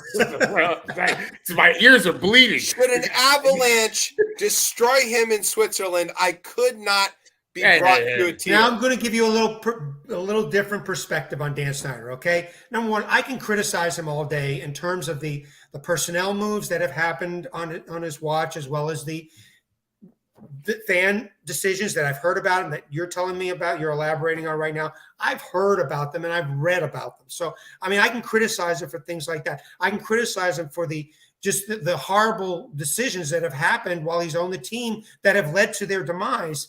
At the same time, and I have to, this is an admission on my part, he indirectly led to my rise in the literary world as well as and journalism. I mean, when he bought the team in 1999, there was room for me to get my foot in the door of the organization as a freelance writer. I wrote for their publications. I wrote their media guides in 2000, 2001, all of the content for that. They had a deal with Sports Illustrated. It was a collaboration from like 2001 through 2007 or something like that.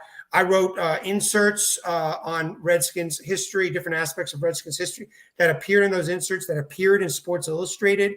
I mean, I have to indirectly credit Dan Snyder for that. I mean, but at the same time, I can criticize him for just everything that has gone wrong on the field. I mean, I have no trouble doing that. That he didn't provide opportunities for lots of people. Sally Jenkins made an entire career calling him names in the paper every week. Like there's lots of opportunity that somebody can provide, even when he's in a sort of a larger context causing problems.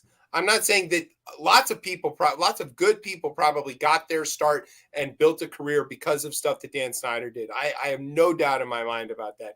Hundreds of people working in facilities, hundreds of people working in food service. I'm sure of all of that. That's not the issue. The issue is what he did to me personally, which is he wrecked my team. And I am not going to forgive him for that. And I can't wait for him to be gone. Well, they are my team too, Chip. Mike, well, yeah, I understand I grew up a diehard Redskins fan. Me too. I grew up with but I go back. You got a few years on me. I'll give you that. Okay, I go back. Way before you. And I grew up with the George Allen Redskins. I watched closely the Joe Gibbs 1 era. So I know what winning is all about, and it has really hurt me what has happened over the past 2 decades since Snyder was on the team. And I think this needs to be put in proper context as well. When Joe Gibbs left after the 92 season, the Redskins had a 4-12 year under Pettibone.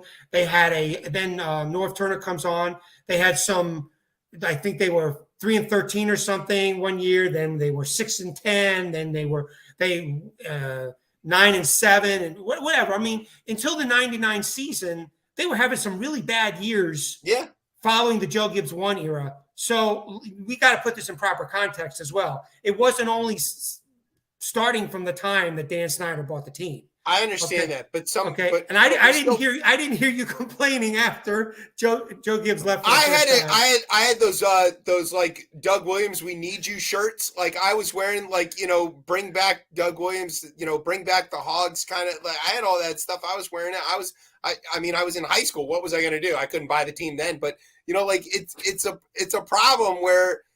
I felt aggrieved then too, but I didn't feel aggrieved in the same way because it wasn't a long-term sustained, like weekly kick in the balls. Every week is just, I feel like, and I don't like the guy. That's what I'm saying. I don't like the guy. But how did you feel though when they made those nice runs and they made the playoffs several years? I mean, did you all of a sudden be, really? No, I did a series of mental gymnastics where I was able to credit the people around Snyder, but not let him get any of the credit. That's exactly what I did. Because I couldn't do that. Why not? I can't do anything to try. Anyway, so we're going to take this out. We're going to take this out of the Chip grievance show, and we'll bring this a little more macro. One thing that I found, and I quit the team. I can't, whatever. That narcotic, I was very invested in this team. And for me, it was easier just to step away and just in general. But one thing that I understand is that this fan base might be top 3 and not 3 if we think about just what a Monday looked like in this city when this team won or lost. Like whether you're on the bus, whether you're standing on, just the conversation around that team, it felt different. I really enjoyed that. And in the sense of identity, I completely get that type like apathy that we had, like the fan base has now. Like, how long does that, like, new ownership isn't just going to switch it, right? Winning is going to change this, but like, how long is this? Like, I was going to say, do you think we'll have another earthquake in this area before this team goes to the Super Bowl? That's how I like my question, actually. Just simplify. Like, will we have an earthquake or will we go to the Super Bowl before? To try and answer your question as simply as I can, yeah. I think winning, any type of consistent winning, over the course of several seasons, the fans will come back. I think it's going to be, you're going to see like the awakening of a sleeping giant in the Washington area. There are still so many fans of that franchise, and I had trouble calling them by their current nickname because they could have chosen something a little different. But hopefully that will happen under the new ownership group. But more jerseys. It's like there's so many fans of that franchise that still exist in that area and that are longing for a consistent winning streak on their part, and they want to see them advance and make a Super Bowl run and do it over several seasons. Maybe be like the Kansas City Chiefs in some way, or even say the Ravens. Being that consistent winner year after year, even if you're not making it like deep playoff run, but still making the playoffs, and then having that coming out of nowhere like one season like 2012 winning a Super Bowl. And to their credit, the Ravens having won 2 Super Bowls, being such a young franchise. I mean, I can see why a lot of fans in the Baltimore area, many of whom I would safely say would never root for the Ravens after the Colts moved out, and would never root for another football team after the Colts moved out. But then when they got on the bandwagon, when the Ravens won that Super Bowl in 2000, and then in later years, they had great years under starting Flacco when he arrived in 2008. Then they won a Super Bowl in 2012. Those fans are on the bandwagon now. But I would safely say, and I would bet many of those same fans said after the Colts moved out in 84, they would never again root for a football team. But see, it's that kind of consistent success. Like they're talking about like basically a decade between Super Bowl. If you can win Super Bowls every decade, you've got this fan base cemented for forever. And if you think about somebody like me who lived through all 3 Super Bowls of Redskins history, and like, that is why I am so aggrieved by it. There are people who are fans of teams that are bad teams, that have been a bad team for several decades, and they are fans of the team, but they're used to that apathy. And here I am. Yeah, Cleveland's a good example. The Jets are a good example. But like, I'm here looking at a 25-year run of failure where the first 25 years of my life are programmed to success. And so in my mind, this is a problem that we can have a few down years here and there, but we're supposed to win. But you can't be more aggrieved than Mike. You can't be more aggrieved than Mike. That's what the moral of this story is. You can't be more aggrieved. That's what I was trying to explain to you. I go back. Fair. You should be as mad as I am. Were you old? You were old enough to follow the Joe Gibbs 1 era. You remember that whole era? Absolutely. Okay. So, okay, fine. So you remember that. I remember, before that, George Allen. But the subject of my next book, by the way. Yeah, by we're the way, talk about that. Chip, here's what I'm going to do for you. You have given me enough fuel to want to write another book, and I think I'm going to write it about your saga in terms of the troubles you've experienced over the years. I think it's going to be a bestseller, being on the New York Times bestseller list. I think we got a winner there. I got to tell you, I got a lot of material. You're going to be ready to get your tape recorder out. Oh my God! Can I also say that I know of some fans that are not nearly as aggrieved as you are, and actually have had some very good experiences one-on-one with Dan Snyder. Would you believe me if I said that? I'm sure there are dozens of them. I'm unofficially part of a tailgate at FedEx. And they tailgate right across the street from the store. And I've never heard anyone in that tailgate say anything bad about Dan Snyder. And come out to the green lots and see what we're all saying out there. I'll tell you, it's a totally different story. What's the number in the green lot? A62. That's where I used to stand. I'll be out there next season. But you're not going anymore. I don't have my seats anymore.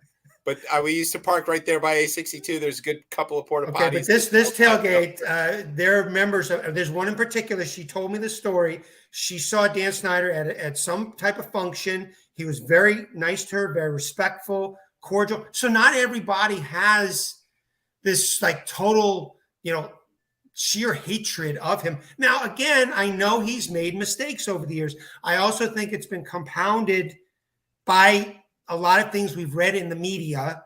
A lot of this stuff has been media driven. Okay, this speculative stuff about him, and but you have personal experiences, so I respect that.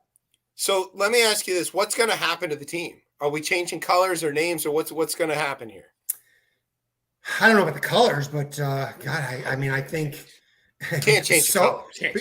I think it'd be so nice if they brought back the name Redskins. I know that there are people that. And I think they're mostly outside the Redskins community that are opposed to that name. I think the Redskins fan base, they pretty much know that it's always been used as a sports name and that it's never been meant to offend Native Americans in any way. There's never been anything racist about the use of the name in terms of the team itself. But I know what you're thinking. In other circumstances, that it has a negative connotation to it. The old Western movies, it was used in a very disparaging way. It was very insulting toward Native Americans. I'm going to scalp a redskin. And even prior to that, back in the Wild West, back in the 1800s, it was used in a very disparaging way toward Native Americans. So yes, that. In that context, correct. If they brought back that name, though, as part of the team, I would be fine with it. If not, maybe switch to something like Red Hogs, something to connect with the past, something to keep red. And then so that's my two questions. And I'm going to ask you, and I've asked several people about this, but you're the most expert that I'm going to ask. So here's the first question is, would it be okay if we kept the old name but changed the logo to the potato instead? We could be the Redskins with a potato. I read this earlier, and I just. I'm trying to get the joke. It's a Redskin potato. It's okay. Oh, Redskins, right? Okay. The other thing is, I have said for years, going back 20 years when they first started talking about changing the name, we should be called the Pigskins because then we can still be the Skins. We've got this connection with the Hogs. We've got pigskin as football. This is a great idea. Do you think we should be called the Pigskins? Personally, I don't think so. No. All right, Mike. It's been great having you on. See you later. Bye. No. Oh my God. No, I think Red Hogs would be a great one, and I have to credit Fred Smoot for this. He liked what was it the red wave? What was it? So when they score, the wave. You do the wave that would emanate throughout the stadium. Isn't the red wave what happened at the Capitol on January 6th? Yeah, right. So he liked that one. It's anything with if they could still keep red. I don't know if somebody would find that offensive, but I think that would be first. It would be great if they brought back Redskins. I don't think they can do it. I think no way. Come on, Mike. Not a chip. No way. It'd be way too controversial. But something like Red Hogs or just. I don't mind Red Hogs. I'm kind of in with that. You don't think Arkansas get a little mad about that? Yeah. What are they? The Hogs now? They're the Razorbacks, and they're red, and they the call mascot's themselves the Hogs. Right? Yeah.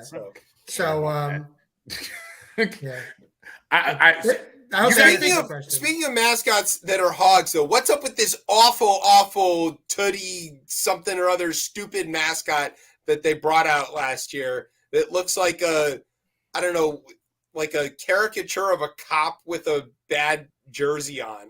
What is this thing? I don't know. It's just some things are mind-boggling that they've done in recent years. So, I can't explain it. I don't know what's up with that. It's just good answer. This is bad. I Major Tutty. Yeah, that's awful. Don't give him his rank. I hate it. Major Tutty. Oh God. But they've kept basically the team colors. I mean they've kept the colors and to tell you the truth, prior to the introduction of Commanders, I liked Washington football team. Me too. We're all cool with it. I really like that name. There's a uniqueness about it. No other professional sports team has that type of name. In the four major pro sports leagues, nobody has that name. Just the name of the city. So good. And then you don't hear like the New York basketball team or anything like that. It was so good. I liked Washington football team, and I think it was kind of a way of sticking it to the people, who wanted them to change their name because they opposed the name Redskins. For me personally, that's the way I thought. Okay, because I was against the name change because, again, I grew up with the name Redskins. To me, it was never offensive in any way. It was only a sports team nickname, and so I think just keeping Washington football team would have been great. I like the Washington football team not only because it is unique and it's sort of, Tez and I are both soccer guys, so it has that kind of feel to it. But also, I like that the initials worked for when they had a bad game and can be like, well, what happened with the what the fucks this week? And you could just switch the WFT for the WTF and just call it a typo and be like, oh no, sorry, did you watch the what the fucks game? That's a added bonus. Mike, there was also a weird acronym they had for the the philanthropic group they created for the Native Americans a few years ago. It was not good. It was, God. It was a bad acronym. No, and it spelled out something bad, which we're not going to stay on the air. But all right, so the last two questions. One, what are we doing to get the band back? Because I think that is one of the most unique things about the Washington team that we have a band and it plays we have a fight song. It's a very college thing that doesn't exist anywhere else in the NFL. You are fixated on this band, aren't you? I love the band. The band is great. I can tell you from a historical standpoint, the Redskins were the first team in the league to have a true marching band. So in terms of getting it back, I don't know. I mean, don't they have a few? They have a few members. They're down to like a dozen musicians. So they have sort of a band right now that's playing the fight song, right? Kinda. Will they have the number of band members that they had in the past? I don't know. I mean, if they start winning, do you think people will volunteer to be in the band again? I got a buddy who's he's on the athletic app Strava. Who he's a band member. We follow each other on Strava. He's a band member. Or he wasn't, I guess, in the former band. I don't think he's doing it right now. Mike, there you go. Mike, I know you're working on the book, right? And it's supposed to come out in October. Yeah, that's what I was going to ask. What's up with the book? But one question I had around it is writing is being a writer just in general alone. Do you find it lonely? Is it a lonely process for you? You could actually say that it's really a grind. I mean. And that you could equate with loneliness. It's really you're on your own. And I mean, this latest book and all of them have been my own project. I didn't co-author with anybody. You're on your own, and you just gotta push and have the mental fortitude to get through the process. I mean, it can be really tough. I mean, the George Allen book, the biography that I've just written and the one that's coming out in October. I mean, there were times when I thought about, hey, this is going to be a really, really tedious thing to do. And, maybe I was kind of thinking of giving up, but then I said, who else is going to write this? It's my responsibility to do it. And so, I finished it, but I think it's really that mental fortitude and that, it's a lot of it is a psychological thing, but then of course you need journalistic and writing skills as well. Sure. So, which I've built over the years. Is there a chapter in your new book about how his son was such a jerk? Christ. The only thing I'll say about Bruce Allen is, and the entire Allen family, they were a tremendous help in the writing of this book. I'm sure. They gave me unfettered access to the George Allen archives at the Pro Football Hall of Fame. Wow. They were there for me, phone interviews, multiple phone interviews with George Allen, the son, and I had several phone interviews with Bruce Allen too. He was great. I mean, with Bruce Allen, I think I had like 2-hour phone interviews. We went through a myriad of topics that covered George Allen's life and football coaching career and so forth. So, well, I say that as a Virginia resident, it's one thing with George, but also like I had a lot of hope pinned to Bruce. Like when Bruce Allen came to the team, my mind connected. Okay, there's an Allen on this somehow. This is going to get fixed. Now we've got somebody who knows something about this team and how to make this team win. And like, he's got to have learned something from his father. And I wanted that to be the like silver bullet. And then it just, not only did it turn out that it wasn't, but it turned out that all of this stuff with the emails and all this other kind of thing, it was like kind of the undoing of the team. And that was very unfortunate. I felt really betrayed by that. I wanted Bruce Allen to be the success. Oh, we all wanted him to be successful, and we wanted him to carry on the legacy of his father, albeit in a general manager or executive role. Sure, but I wanted him to create winning. Right. Well, they did. I gotta say this again. They did have 2 playoff seasons under him, which again is nothing to really brag about. In over, I guess, a 10-year period. 2 playoff seasons, 2012, 2015. You could also say that. Maybe he would have stayed on after the 2019 season. I don't know. I think he was fired. Wasn't it right after this season? But Rivera may have had a say in that. Maybe he was saying, I'll only come on board. Well, I think the emails and all of that. That could probably contributed to it. Yeah, there was a lot of controversy with him. But he brought in some really good defensive linemen. I mean, Jonathan Allen, Deron Payne, Montez Sweat. Montez Sweat, by the way, that was a move where the Redskins dipped back into the first round to get that pick to draft Montez Sweat, who, in my opinion, is a really, really good defensive end. Absolutely. They better find a way to re-sign him after this coming season. Well, they spent all the money on Payne. I didn't know if they've got any money left. I don't know if they can do this. I'd love for them. Chase Young would have to have the really great season this coming year, but I'd love for them to bring both Chase Young and Montez Sweat back. I mean, that defensive line with those 4 guys healthy and running on all terrifying line. Arguably the best defensive line in the game. I mean, Jonathan Allen, he's had some great. He had a Pro Bowl year last season, and Payne, he had a Pro Bowl year too, didn't he? Allen, Payne, Sweat, and Young are like the best front 4 you could possibly ask for in the post Rax and Kerrigan kind of like era, which was also like, and having Kerrigan being the defensive line coach now is like makes, that feels really good too. Like there's a lot of hope here. I just want it to work. But that defensive line was a Bruce Allen doing. Now, with that said, and this is the theory that I approach these types of conversations with personnel.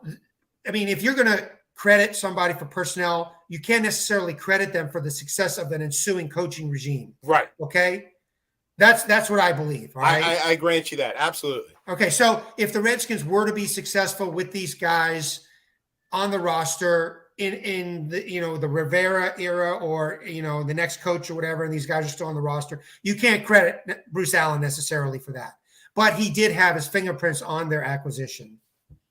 I think it's. I just wanted to put that in proper perspective. But that's a fair, good journalistic integrity, Mike. We appreciate that on this show. Thank you very much, Chip. I'm just trying to. That's why my answers to a lot of your questions, I'm trying to see it down the middle of the road. Okay? We understand, and like Fox News, we also hold ourselves to the highest journalistic standards around here. We understand, just not 800 million of it.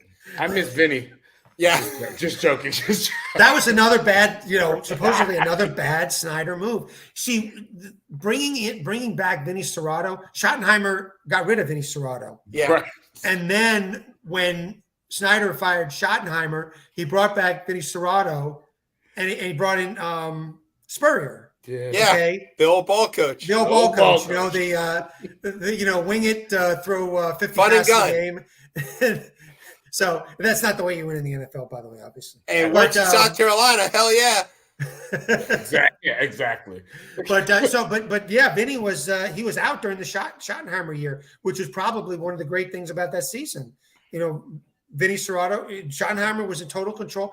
That was another really memorable year, even though they didn't go to the playoffs. They started that season 0-5, Yeah, and they were getting blown out like in and the then first won 3 10 games. games in a row or something like They that. won 5 games in a row. They made it 5-5, and their last win in that streak obviously was beating the Eagles. That was a sweet win. Yeah, They beat them in Philly with Donovan McNabb. With McNabb, yeah. So then they, I think, made it just like 6-8, and then they kind of fell apart from there. But they ended that season 8-8. They fell short of the playoffs. But Schottenheimer, that may have been one of his greatest coaching seasons ever. What he did for that team. Yeah.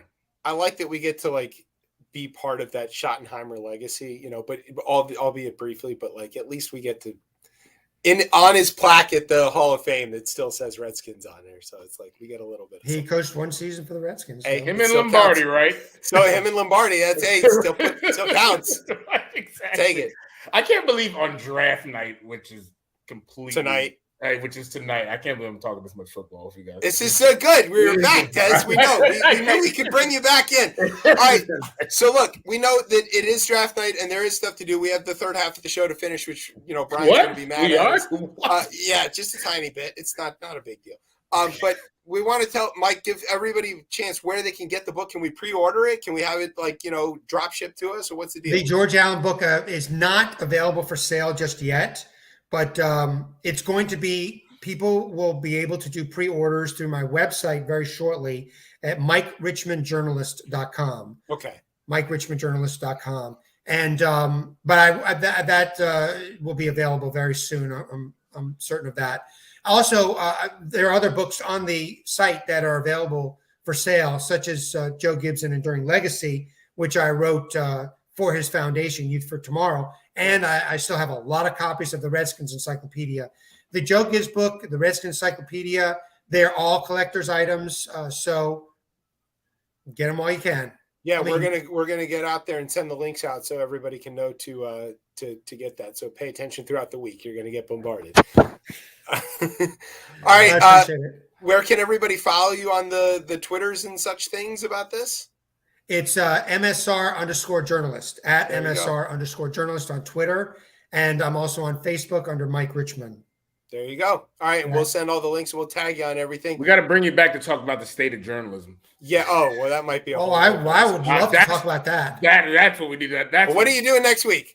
That's a subject in itself. I mean, I would say, I don't know what's being taught in the schools today, but one of the greatest classes I ever took was my high school journalism class, getting involved in the school newspaper. I mean, I would advocate that so much for journalism students today, not only the high school level, college level, just getting involved in their school newspapers, because you don't have to pursue a career in journalism, but having those writing skills can help you write a persuasive business letter to go along with your resume, or write a resume for that matter. Well, journalism is now illegal in Florida, so I don't know if you wanted to, tell the students there at those high schools. I would echo Mike though on that one too. I took a journalism class. Shout out to Mr. Math winning the silver chips in Montgomery Blair. But yes, one of the best classes I've ever been a part of. So all right, so good. We will set that up because we care a lot about journalism on this show. Please have me back. We will definitely have you back. We really appreciate it. All right, here's what we're going to do. We're going to let Mike go. We're going to take a quick break, and when we come back, we will do the third half of the show because we do have just a couple more important things that we do want to touch on.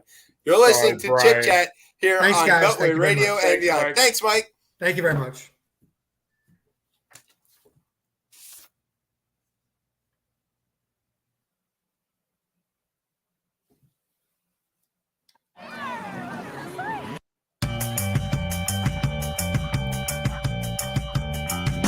You see, I've made it this far. I'm like a hobo or a hobbit with a ring and a goblet, trying to make sure I'm not cut off a bobbit and not shut off like a tap and a faucet when the bills pile up and it's food or the lights and a toss up. What's up? See, they telling me one thing, it's like a ring to grab, like a carrot had a stick with a rope with a noose in the back. But I'm like a black rabbit and a black cat had a baby, and so I hop to it like it's bad luck, and just maybe it'll all work out. And I'll get the goods and avoid the trap, or it's back to square one once again. Been here so many times, it's like once we're friends, we make amends and make amends again. Get it? I don't.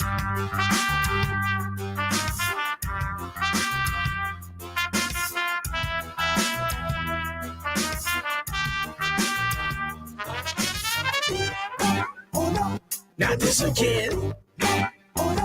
Not this again. Not this again. Not this again. Risking my life and that of my next of kin. They don't know. It's like I'm a showboat in a slow boat on fast waters. They in a towboat. And when it busts, there ain't no floats. And with no floats, there's no hope. I'm like Skipper and Gilligan with a rowboat. The millionaire, his wife, the scientist, Marianne, and the redhead try to hold a vote. Whether to stay or go. Make a home or try to take some hope.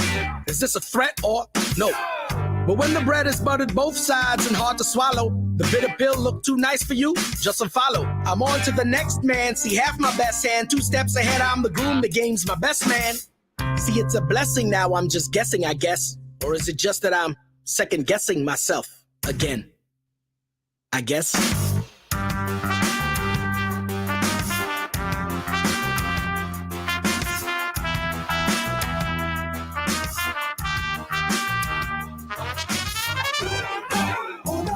Not this again. Not this again. Not this again. Not this again. But without a doubt, not a regret, I'd do it again, but with a lot less sweat. Now that's not a sin. So All right, welcome back to Chip Chat here on Footway Radio and Beyond. I am your host, Chip. With me is Tez.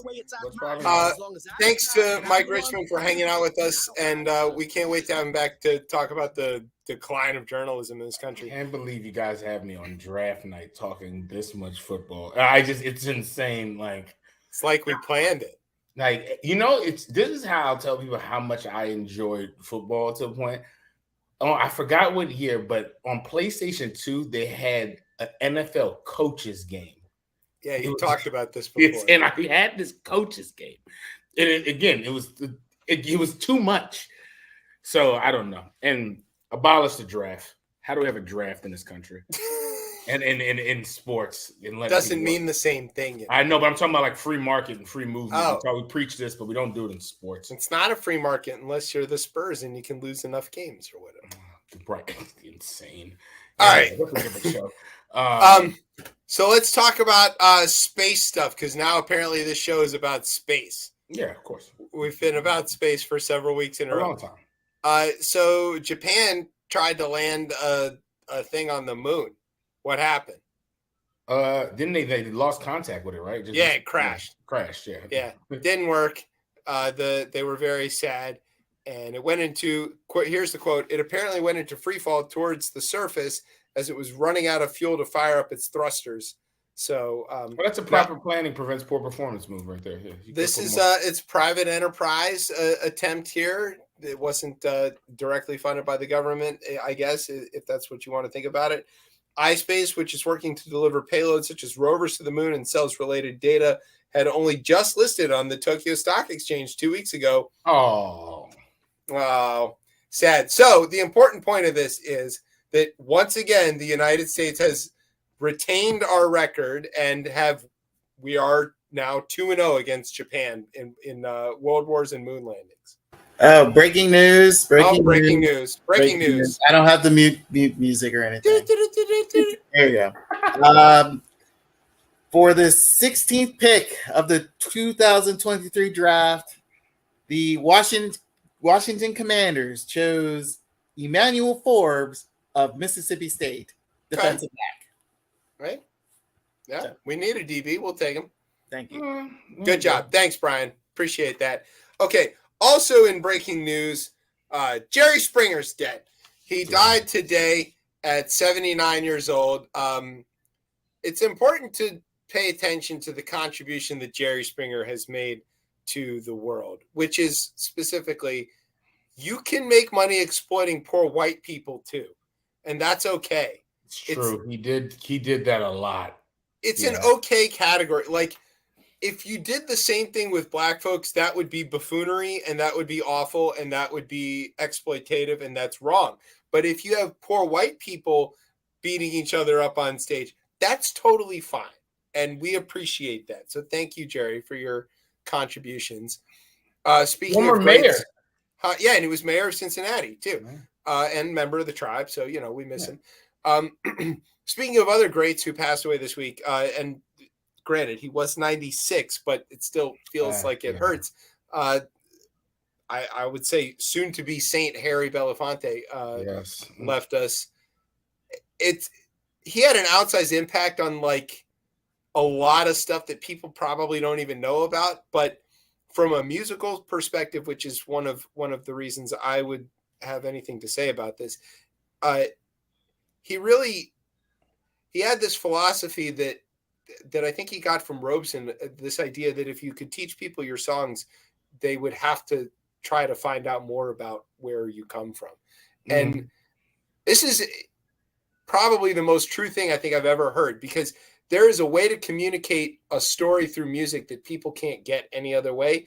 And I've never lived in the hollers of Kentucky or West Virginia or even regular Virginia, but I listen to a lot of bluegrass, and I have thusly gone and investigated where this music comes from and the history of it. Yeah, you have to.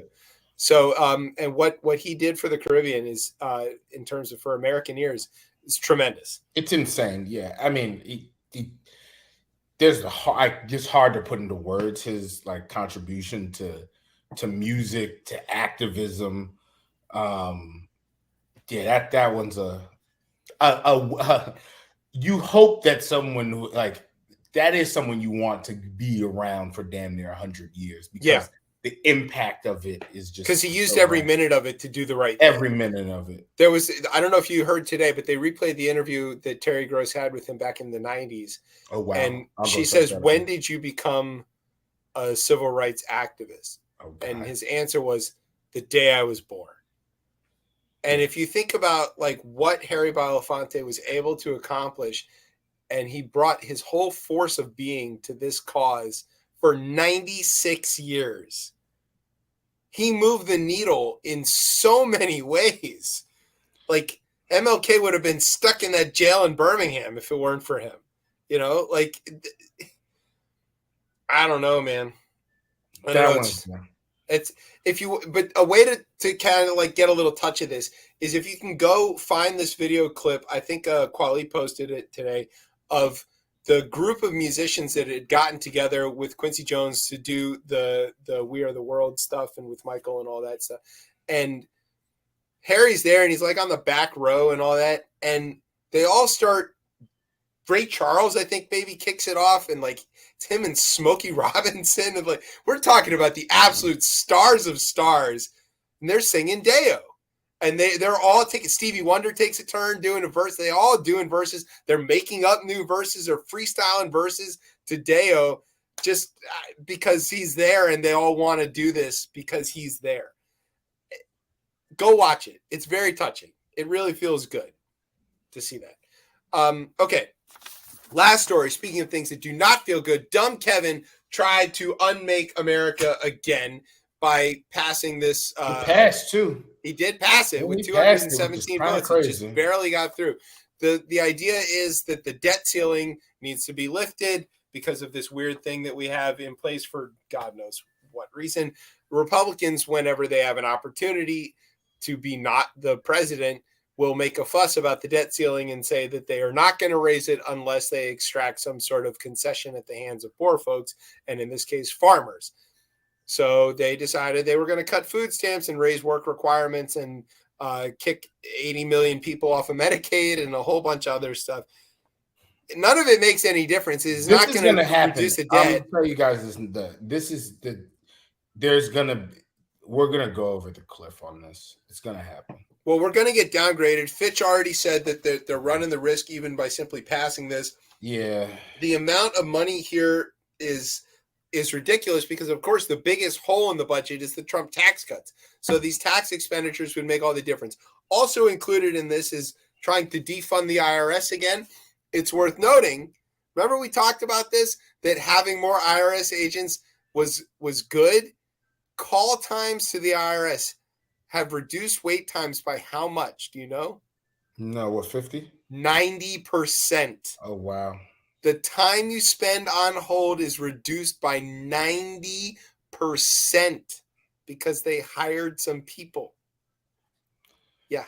Again, and also, too, like, that is revenue that's coming into the federal government. It is increased revenue for the federal government to the tune of $14 billion. So, yes. Again, they want this is their, what do you call it? Hustling backwards? That's exactly it. Just completely it. But look, the stock market will drop, buy on the low, sell on the high. They're gonna cause a recession. Yeah, I mean, they're gonna tank this. It's gonna, and it's all really part of a plan. It's hard to see it otherwise. No one cares about me trying to buy a new home. Listen, you stupid millennials shouldn't have had all those trophies or whatever. Exactly. And Your avocado toast. But I don't even like avocado toast. Yeah. I don't like. I don't know how somehow we got stuck with that one. I mean, I like avocados, but it's not like the thing. Yeah. I mean, like, to get an idea of how unprincipled these folks are on this, when the original bill that McCarthy brought up to the House, it had a rollback of every single fuel efficiency rule they could possibly look up. And then all Big of Corn came and said, Big Corn and all the square states were like, whoa, buddy, we need to sell this ethanol. That's kind of important to our economy. And they're like, oh, okay, well, then we'll just change it and knock that part out of it. That's not principled. That was just like, you just didn't know better, you fucking morons. What are we doing here? We're governing by crisis yet again. The Republicans specialize in governance of crisis that they create. It's not going to bode well for him. They can't win an election like that. And if these gerrymanders keep getting undone too, just saying. I mean, but you can. You might not be able to win the White House, but you might be able to run into it. Yeah, right. Or attack it. So. There's that red wave. Okay. That means we've come to the end of the show on that note about the red wave.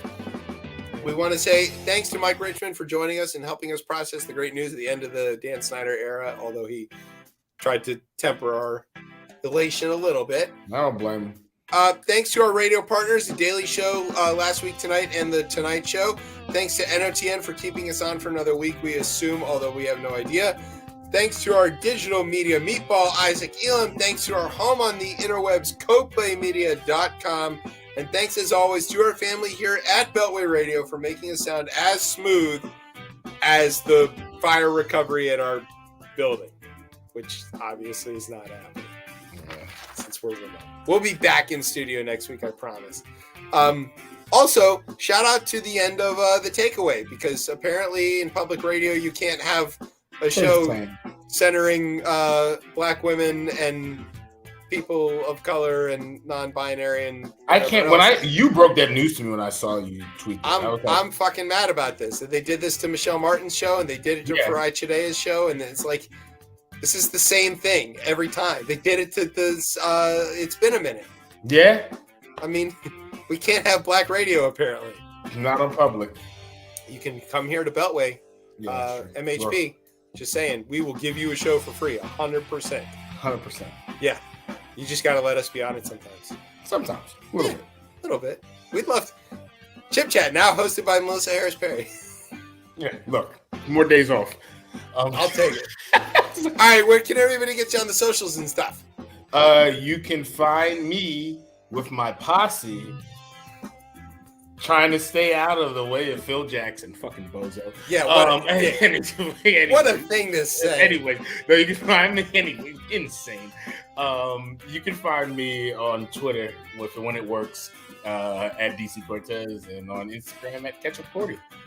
You can find me and the show on Twitter, also When It Works, at ChipChatRR, and you can find us on Facebook or Instagram at RipChipChat. And you can, of course, find us every Thursday night here at 9:30 on Beltway Radio and beyond. I'm Chip, that's Tez, Brian's in the background, Mike was here for a little while. You've been listening to Chip Chat on Beltway Radio and beyond. Sweeps. Posse. Street balls.